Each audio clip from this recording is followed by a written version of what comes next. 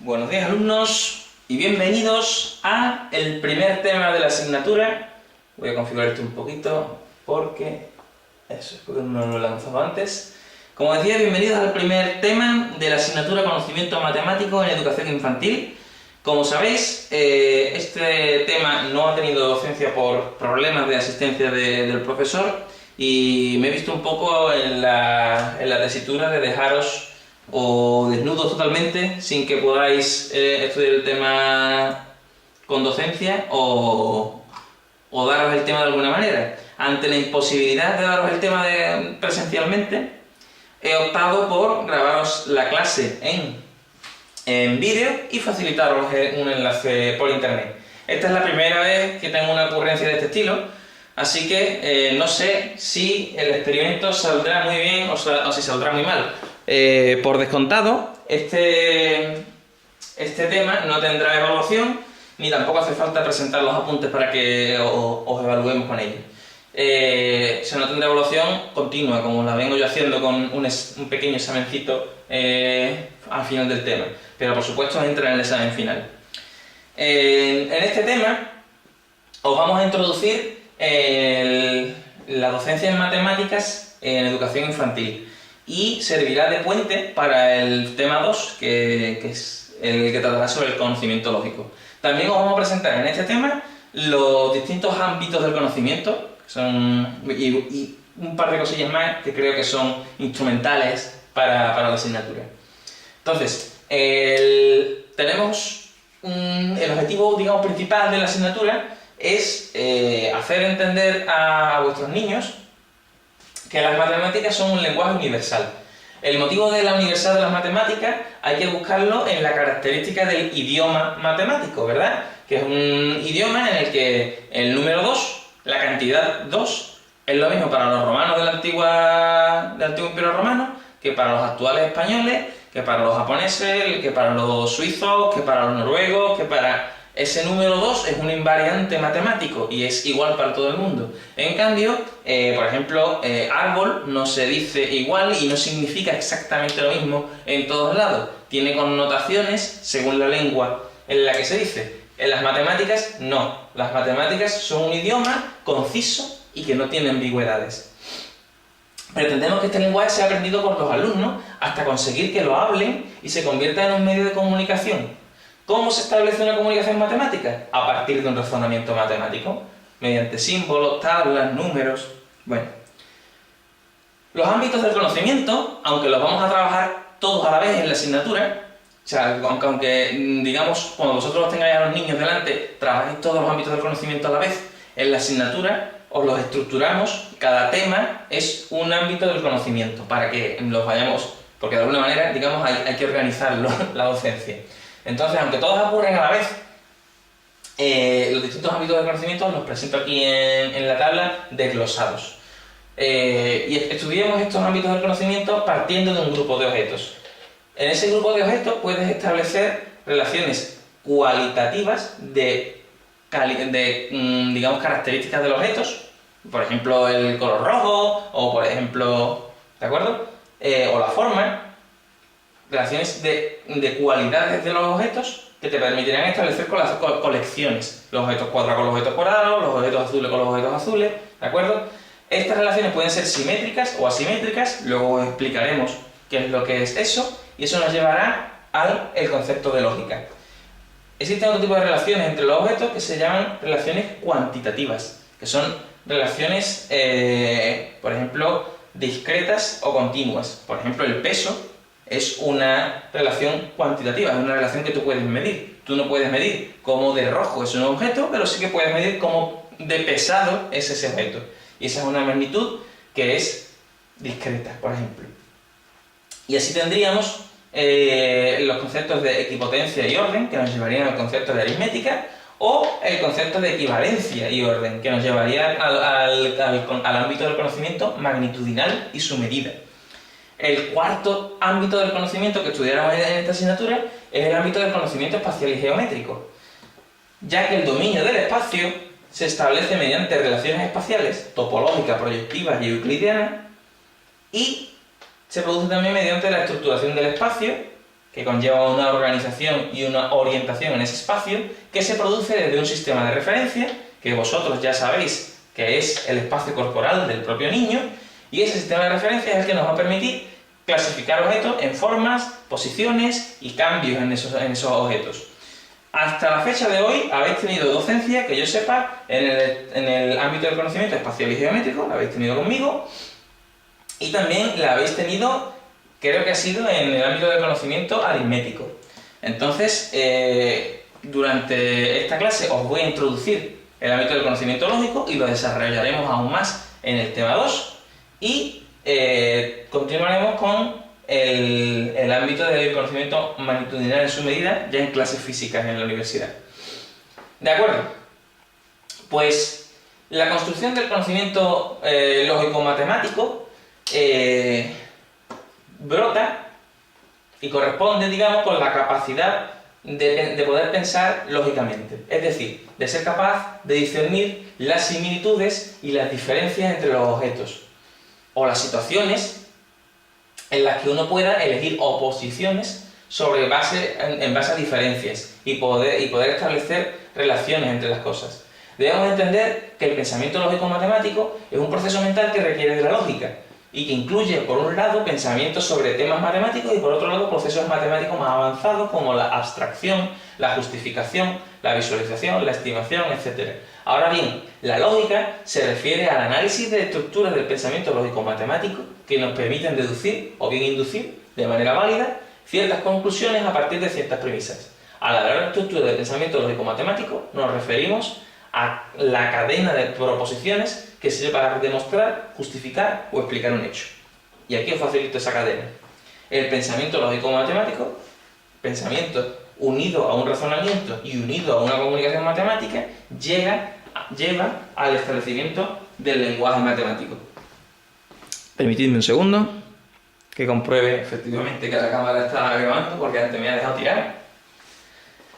Bueno, vamos a estudiar un poco cómo construye el niño el conocimiento necesario para comprender y entender lo que ocurre a su alrededor, ¿vale? La adquisición del conocimiento se explica desde las teorías de Piaget y Vygotsky. Vamos a estudiar las teorías de estos dos señores, ¿de acuerdo? Empezamos por la teoría de la construcción del conocimiento según Vygotsky. Vygotsky es considerado el precursor del constructivismo social. Para él, el conocimiento es un proceso de interacción entre el sujeto y el medio, entendiendo como medio no solo algo social y cultural, es decir, no solo el medio físico, sino también el medio cultural. Perdonad.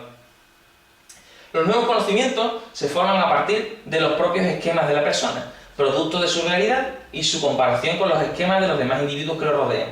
Considera a la persona como un ser eminentemente social y el conocimiento mismo como un producto de la sociedad. El funcionamiento de los procesos cognitivos más importantes es el que desarrolla todos los procesos psicológicos superiores, la comunicación a través del lenguaje, el razonamiento y demás. Y se adquiere primero en un contexto social y luego se interioriza. Es decir, en la construcción del pensamiento una función mental aparece dos veces. La primera aparece a nivel social, fuera del individuo, y la segunda a nivel personal, digamos dentro del individuo. Cada función superior primero es social y luego individual. Y a mayor interacción social, mayor conocimiento. Y más posibilidades de actuar y da lugar, digamos, a funciones más potentes. La construcción del conocimiento, según la teoría de Piaget, postula que el origen del pensamiento lógico-matemático hay que situarlo en la actuación del niño sobre los objetos y en las relaciones que, a través de su actividad, establece entre ellos. Estas relaciones permiten organizar, agrupar y comparar objetos. No están en los objetos como tal, sino que son una construcción del niño sobre la base de las relaciones que encuentra y detecta entre los objetos. De esta forma, no solo aprenderán a referirse a los objetos, sino también a las relaciones entre ellos, de manera que expresarán estas relaciones primero mediante la acción, luego a través de un lenguaje oral y luego a través del lenguaje matemático. Este último comenzará sirviéndose de representaciones icónicas y terminará recurriendo a símbolos, signos, números y demás.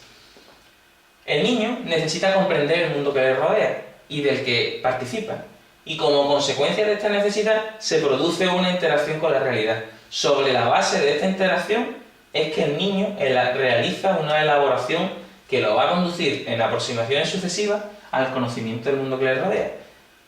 Por lo tanto, según este señor, según Piaget, el conocimiento se va a originar a través de la construcción de estructuras o de esquemas que surgen en el niño. Estas estructuras son producto de la interacción entre el niño y su medio. ¿De acuerdo?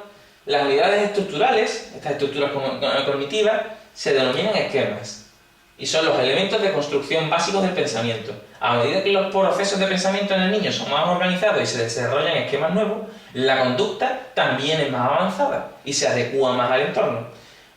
Estos esquemas se organizan a medida que se van adquiriendo y modificando. ¿Y cómo se adquieren estos esquemas? Pues según Piaget, se adquieren mediante dos tendencias básicas: la organización y la adaptación. La organización consiste en categorizar y organizar las estructuras cognitivas, o los esquemas, digamos, y la adaptación es la tendencia a ajustar estos esquemas a su ambiente. Para Piaget, la inteligencia constituye una forma de adaptación del organismo al ambiente. En la adaptación participan dos procesos básicos: la asimilación, que es el proceso mediante el cual las personas integran nuevos elementos preconceptuales a sus estructuras mentales, y la acomodación, que es el proceso en el que se transforman las estructuras en función del medio. Vamos ahora a focalizar un momento en los distintos tipos de conocimiento, porque según estos dos autores, parece ser que existe un conocimiento físico y un conocimiento social, ¿verdad? Por lo tanto, podemos hablar de un conocimiento que se adquiere mediante una actividad externa, que es el conocimiento social, y que es el conocimiento físico, y existe otro nivel de conocimiento al que se accede mediante una actividad interna. Pues este ámbito del conocimiento, este tipo de conocimiento de actividad interna, es el que corresponde con el conocimiento matemático. ¿De acuerdo? Muy bien. Vamos a explorar un poco estos tipos de conocimiento, ¿de acuerdo? Vamos a estudiar el conocimiento más inmediato, ¿verdad? El conocimiento físico, que es, permeable para todo el mundo. Es el concepto más fundamental de descubrir algo.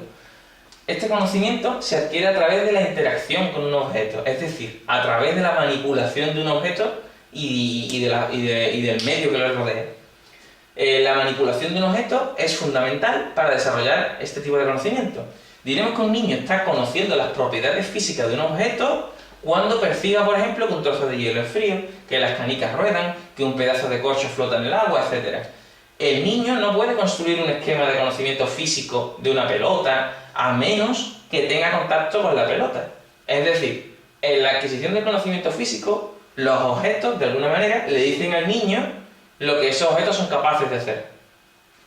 Luego, el conocimiento pleno y apropiado de los objetos no puede adquirirse solo mediante la lectura o solo mediante la observación de ilustraciones o escuchando a un docente como yo a decir lo que dice, sino teniendo relación con los objetos. Y os pongo un ejemplo. En clase yo os he dicho alguna vez que vosotros no vais a tocar un niño hasta cuarto curso. Es decir, que no vais a tener un conocimiento físico hasta el final de vuestra carrera. No vais a descubrir, no vais a manipular, no vais vais a tener una laguna en el conocimiento hasta el último momento. Y es que de hecho, como ya venimos argumentando en este tema, una de las bases del conocimiento para un niño es la interacción física con el objeto que vas a conocer. Nosotros los adultos pues, podemos valernos en efecto de ilustraciones o nos podemos valer de la lectura y demás, pero como la interacción física, digamos, con un objeto, nada.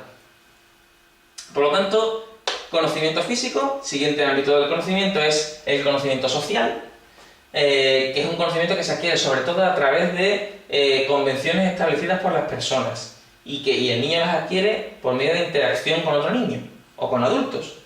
La característica principal de este conocimiento es su naturaleza eminentemente arbitraria. Por lo tanto, para que un niño adquiera un conocimiento social es indispensable fomentar la interacción social para que reciba información de los demás. Que a un niño le duele que le tienen de la oreja, que a él no le gusta que le quitan tampoco los juguetes porque el otro niño también es una persona, en fin. Y de ahí el hecho de que tengáis que hacer varias actividades en grupo con los niños. De acuerdo. Y finalmente, el tipo de conocimiento matemático, que es el que lleva a la invención y que es el sujeto de esta asignatura. Este tipo de conocimiento se adquiere mediante la reflexión acerca de las experiencias del niño con otros objetos y con acontecimientos. Y se desarrolla si el niño tiene contacto con los objetos. Es decir, que el conocimiento matemático no puede ir desligado del conocimiento físico. Ambos se complementan, ¿de acuerdo? Es un conocimiento que no es observable y es el niño quien lo construye en su mente a través de relaciones con los objetos, de lo más simple a lo más complejo. Y con la particularidad de que el conocimiento adquirido, una vez procesado, no se olvida, ya que esta experiencia no proviene del objeto en sí, sino de la acción sobre el objeto. Es decir, que el concepto del número 2 o el concepto de la unidad, el concepto del número 1, es algo que una vez que está establecido en tu cabeza, ya no se olvida. Porque ese concepto, digamos, es absoluto, no está ligado a un objeto. El número 1 no está ligado a una pelota, a una caja, a una silla, es un concepto absoluto y no se le olvida. En el desarrollo del conocimiento lógico-matemático, la naturaleza del objeto no es pertinente. Da igual que sea una silla, una pelota o una caja. Lo único importante es que el niño manipule el conjunto del objeto. Al igual que ocurría con el conocimiento físico, el conocimiento lógico-matemático no se adquiere mediante la lectura o escuchando conversaciones de personas, sino a partir de acciones con los objetos. Quitando y poniendo objetos en una colección para sumar o restar objetos, ordenándolos según su geometría y demás. ¿De acuerdo? Vamos a estudiar ahora las etapas del conocimiento matemático, que son 4 etapas. De 0 a 2 años el periodo sensorio-motor, de 2 a 7 años el periodo preoperacional, de 7 a 12 años el periodo de las operaciones concretas y de 12 años en adelante el periodo de operaciones formales. Vamos a prestar un poquito de atención, sobre todo a las que nos interesan, el resto las podemos pasar un poco de puntillas por encima. Entonces vamos a desarrollar un poco el estadio del pensamiento lógico-matemático preconceptual. En este estadio de conocimiento, el niño adquiere la función simbólica y es previo al estadio del pensamiento lógico-matemático intuitivo como tal. El juego simbólico sustituye la realidad por un mundo ficticio y no importa qué objeto se convierta en cualquier otro, en función de su propio esquema. La imitación diferida es la que se realiza en ausencia del objeto. Indica el inicio de la capacidad de recordar y se convierte en un medio auxiliar del conocimiento. Así, un preconcepto es la primera forma de pensamiento lógico-matemático conceptual en un nivel marcado por el juego simbólico y la imitación. Los preconceptos proceden de la percepción, del contacto real con el objeto y están centrados en el ejemplar, en su tipo, en lo que tú le hayas puesto al niño, en vez de extenderse a todos los miembros de un conjunto, ya que le falta generalizar. ¿De acuerdo? El siguiente paso es el estadio del pensamiento lógico-matemático intuitivo. En este estadio se considera como la preparación y organización de operaciones concretas. La intuición es considerada como la lógica de la primera infancia. Es una especie de acción ejecutada en el pensamiento. Una interiorización de las percepciones en forma de imágenes representativas y de las acciones en forma de experiencias mentales. Lo que caracteriza este estadio es que aún es irreversible y le falta la conservación. Aún está sometido a la primacía de la percepción, pero ahora es capaz de pasar de una centralización a 2 centralizaciones sucesivas. Ahora vamos a explicar qué es esto de una centralización y 2 centralizaciones y demás. Esto anuncia la llegada del concepto de operación. El niño asume los conceptos mediante abstracciones, en la que la acción sobre el objeto juega un papel muy importante. Llegamos ahora al estadio del pensamiento lógico-matemático operatorio. Una operación se considera como una acción, real o imaginada, convertida en reversible y coordinada con otras operaciones en una estructura de conjunto que comporta lo que se llama una ley de totalidad. Es decir, las operaciones nunca están aisladas, sino que forman parte de una estructura operatoria que presenta leyes o propiedades de totalidad por formar parte de un sistema. Recordemos que la intuición ya era una acción interiorizada, pero lo que da carácter a una operación es que se trata de una transformación que modifica las formas, pero deja invariable la cantidad, y es reversible, lo que significa que a toda operación le corresponde una operación inversa. A la suma le corresponde la resta, a la multiplicación le corresponde la división y demás. El pensamiento operatorio permite una movilidad en las centraciones sucesivas y evoluciona hacia una descentración, hacia una movilidad del conocimiento. Ahora vamos a ver qué es esto de la centración del conocimiento. Vamos a estudiar las características de estas etapas del conocimiento matemático, ¿vale? Las características de estas etapas del conocimiento matemático son las siguientes. La formación de conceptos, primera característica. Durante el periodo preoperacional, el niño asume los conceptos primarios, aquellos cuyos significados se dan originariamente en relación con una experiencia concreta, basada en la acción apoyada en la percepción.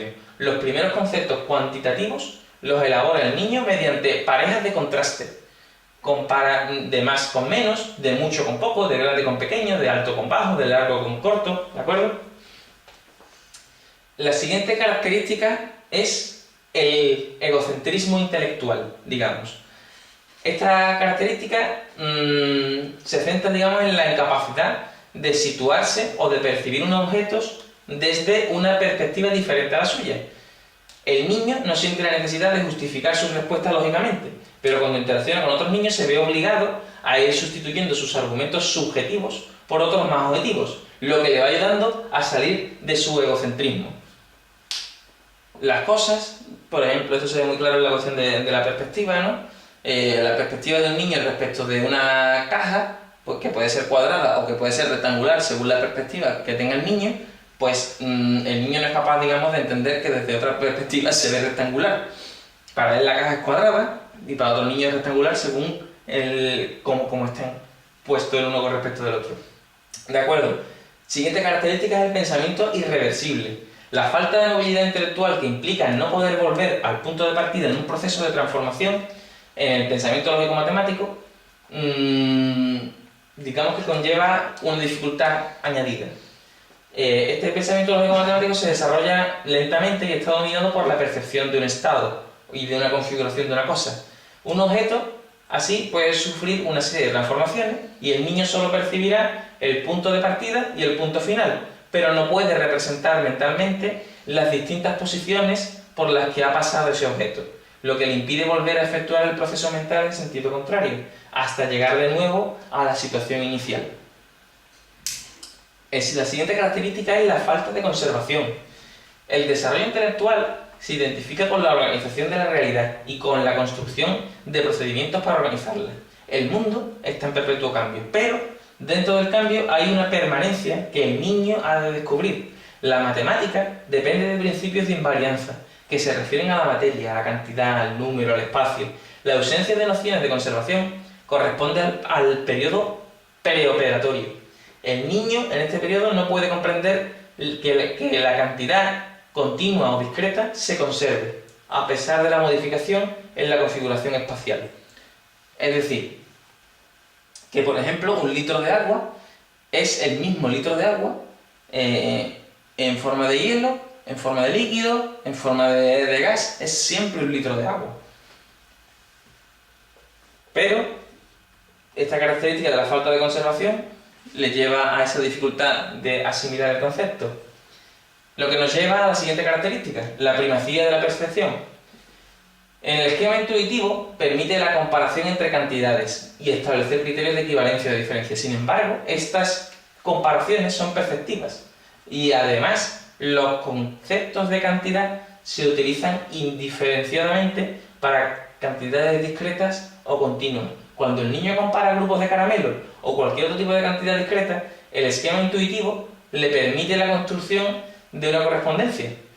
Y mientras dura la correspondencia óptica, el niño no duda de una equivalencia. Pero en el momento en el que se altera la configuración espacial, desaparece la equivalencia. aplicando entonces una comparación perceptiva del espacio ocupado. Hay más porque es más largo. En las cantidades continuas, como líquido, el niño considera natural que la cantidad varíe según la dimensión o el número de recipientes en los que se vierte. Es decir, que si tú tienes 1 litro de agua en una botella muy grande o en una botella muy pequeña, al niño, digamos, le parecerá que hay más agua en la botella que es más grande. Así, la altura de un recipiente, hay más porque es más alto, hace el papel de cantidad, o bien establece una comparación de más o menos entre el número de vasos, confundiendo la cantidad de agua con la cantidad de recipientes. ¿De acuerdo? Otra de las características es el paso de una centración simple a 2 centraciones sucesivas, como ya veníamos anunciando desde antes. Este paso anuncia la operación y consiste, por ejemplo, en que el niño, en el ejemplo que hemos puesto antes de las alturas de la botella, el niño centra su atención sobre un aspecto concreto, como por ejemplo en este caso la altura. Hay más porque es más alto, ¿no? Habíamos dicho. Por una, sustituye esta centración en solo la altura, centrándola, digamos, en aspectos más amplios, como por ejemplo considerando la altura y el grosor, si una botella es más ancha o es más delgada. Ambas relaciones se consideran de forma alternativa y no al mismo tiempo. Cuando el niño razona sobre las dos relaciones, entre el alto y el ancho de una botella, empieza a deducir la conservación. Hay la misma cantidad de agua en un vaso alto y delgado que en un vaso bajito y rechoncho. ¿De acuerdo? Los dibujo aquí, por ejemplo. Aquí habría la misma cantidad de agua que aquí. ¿De acuerdo? Cuando el niño, digamos, es capaz de dar este paso, ha pasado de una centralización simple a 2 centraciones sucesivas. Y conforme va abstrayendo el concepto, se va acercando más, digamos, al conocimiento absoluto. Llegamos a la siguiente característica, que es el razonamiento transconductivo. Este tipo de razonamiento consiste en pasar de un hecho particular a otro hecho particular. Es decir, que cualquier hecho conduce a otro hecho que se le imponga perceptivamente, sin que exista una relación lógica. Y eso es lo que hay que evitar, digamos. Luego, el pensamiento lógico matemático en infantil puede ser caracterizado, en resumen, como sincrético. Es decir, que el niño no siente la necesidad de justificarse lógicamente. Una vez que el niño siente esa necesidad de justificarse lógicamente, pues ya, digamos, ha adquirido cierto conocimiento matemático. Todas las características que hemos anunciado anteriormente definen el pensamiento lógico-matemático infantil y le configuran una estructura mental muy diferente del pensamiento adulto y socializado. Nosotros tenemos necesidad de un razonamiento lógico, un niño no. Por lo tanto, debemos tener muy en cuenta que cuando el niño se enfrenta al mundo, lo hace con los condicionantes que hemos descrito anteriormente. Y el maestro debe tenerlo en cuenta para conseguir un mejor desarrollo del pensamiento lógico-matemático. Y esto es todo por este tema. En el siguiente tema 2 vamos a avanzar un poco en el conocimiento lógico, en el ámbito del conocimiento lógico.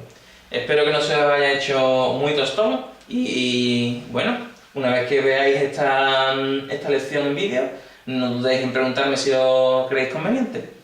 Y nada más. Vamos a ir cortando esto ya, que le vamos a hacer la competencia al rubio.